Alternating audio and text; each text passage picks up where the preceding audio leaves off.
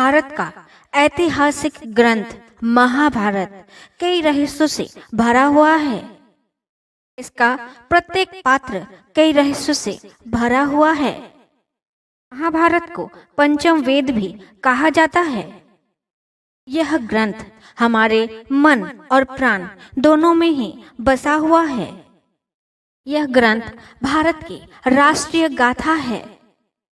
इस ग्रंथ में तत्कालीन भारत का समग्र इतिहास वर्णित है।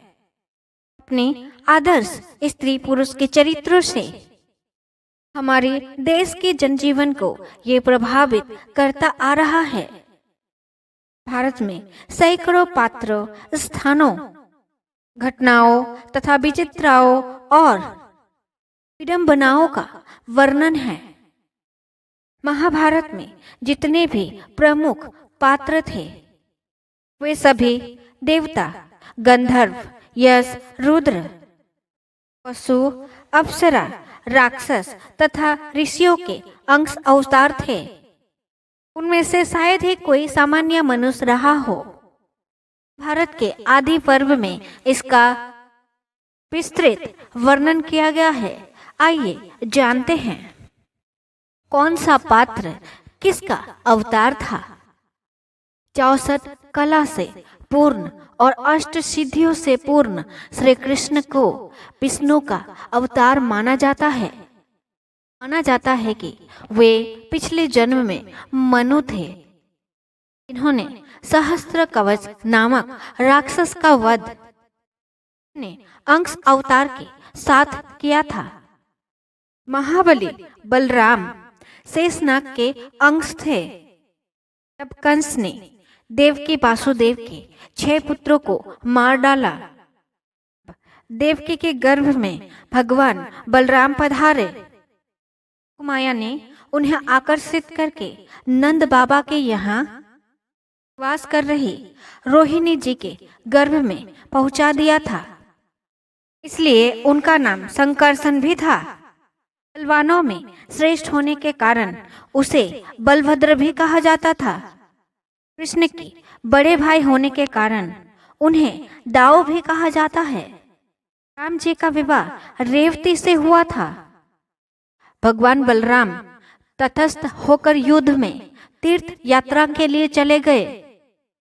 यदुवंश के संहार के बाद उन्होंने समुद्र तट पर आसन लगाकर अपनी लीलाओं का अंत कर दिया था।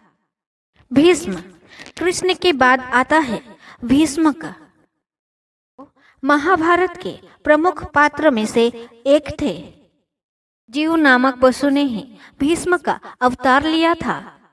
वशिष्ठ ऋषि कृष्णा और इंद्र की आज्ञा से ही 8 वसुओं को शांतनु गंगा से उत्पन्न होना था। 7 को तो गंगा ने नदी में बहा दिया था, जबकि 8वें वसु द्युम्न जिंदा रह गए थे, जो भीष्म पितामह थे, जिनका पारंपरिक नाम देवव्रत था। भीष्म के बाद अगला प्रमुख पात्र आते हैं द्रोणाचार्य। द्रोणाचार्य को सबसे अहम माना जाता है। देवगुरु बृहस्पति जी ने द्रोणाचार्य का रूप धारण करके जन्म लिया था। अश्वत्थामा द्रोणाचार्य के बाद अश्वत्थामा द्रोणाचार्य के पुत्र थे। पिता और पुत्र की जोड़ी मिलकर महाभारत में कोहराम मचा दिया था। अश्वत्थामा को महादेव की यश, क्रोध, काम से सम्मिलित बनाकर उत्पन्न किया गया था। कर्ण देवता में सबसे प्रमुख सूर्य देव के पुत्र थे। कर्ण सूर्य के अंश अवतार थे। आप सब तो जानते हैं कि कर्ण सूर्य और कुंती का पुत्र थे। उनके पालक थे माता राधा, पिता अधिरथ। परशुराम कर्ण के गुरु थे और दुर्योधन कर्ण के मित्र थे। हस्तिनापुर में ही कर्ण का लालन पालन हुआ था। उन्होंने हंक देश का सिंहासन का भार संभाला हुआ था। जरासंध को हराने के कारण उन्हें चंपा नगरी का राज सिंहासन सौंपा गया था। दुर्योधन कलयुग का तथा उनके 100 भाई पुलस्त्य वंश के राक्षस के अंश थे। दुर्योधन हस्तिनापुर के महाराज धृतराष्ट्र और गांधारी के 100 पुत्रों में से सबसे बड़ा पुत्र था। वेदव्यास के वरदान के कारण गांधारी ने 100 पुत्रों को जन्म दिया था। दुर्योधन के असंख्य कुकृति के कारण पांडव और कौरवों में युद्ध हुआ था। दुर्योधन गदा युद्ध में पारंगत था और श्री कृष्ण के बड़ा भाई बलराम का शिष्य था। दुर्योधन ने कर्ण को अपना मित्र बनाया था। गांधारी द्वारा उसका देखे जाने से उसका शरीर वज्र के समान हो गया था, लेकिन कृष्ण की छल के कारण उसका गुप्तांग कठोर नहीं हो पाया। इस कारण भीम ने उसका लाभ उठाते हुए उसके कमजोर स्थान पर वार करके दुर्योधन का वध किया था। अब बारी आती है अर्जुन की। अर्जुन के धर्म पिता का नाम पांडु था, लेकिन असल में वो इंद्र और कुंती के पुत्र थे। देवराज इंद्र ने अर्जुन को बचाने के लिए कर्ण के कवच कुंडल को छीन लिया था। देवराज इंद्र ब्राह्मण के वेश में कर्ण के द्वार पर पहुंच गए थे। उनसे दान में कर्ण के कवच और कुंडल मांग लिए। कर्ण ये जानते थे कि देवराज इंद्र ब्राह्मण की वेश में आकर कर्ण का कवच कुंडल मांग रहे हैं, लेकिन कर्ण जो हेतु दानी था तो उन्होंने वो दे दिया था दान में। अर्जुन के बाद आते हैं भीम। भीम को पवन पुत्र भी कहा जाता है। हनुमान जी भी पवन पुत्र ही थे। कहते हैं कि भीम में 10,000 हाथियों का बल था। भीम ने बलराम से गदा युद्ध सीखा था। भीम ने ही दुर्योधन और दुशासन समेत गांधारी के 100 पुत्रों को मारा था। द्रौपदी के अलावा भी भीम की पत्नी का नाम हिंडिवा था, जिससे परमवीर पुत्र घटोत्कच का जन्म हुआ था। इंद्र ने ही घटोत्कच द्वारा कर्ण को दी गई अमोघ शक्ति को अपने ऊपर चलाकर अर्जुन को रक्षा किया था। भीम के बाद आते हैं युधिष्ठिर। धर्मराज कुंती के पुत्र थे युधिष्ठिर। युधिष्ठिर के पिता पांडव थे और वे 5 पांडव में से सबसे बड़े भाई थे। सत्यवादिता और धार्मिक आचरण के लिए विख्यात थे। अनेक धर्म संबंधी प्रश्न एवं उनके उत्तर युधिष्ठिर के मुख से महाभारत में कहलाए गए हैं।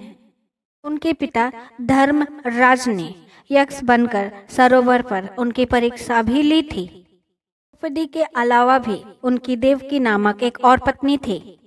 द्रौपदी से प्रतिविंध्य और देविका से दोधई नामक 2 पुत्र थे। यह 100 शरीर स्वर्गरोहण कर गए थे। युधिष्ठिर के बाद आते हैं नकुल और सहदेव।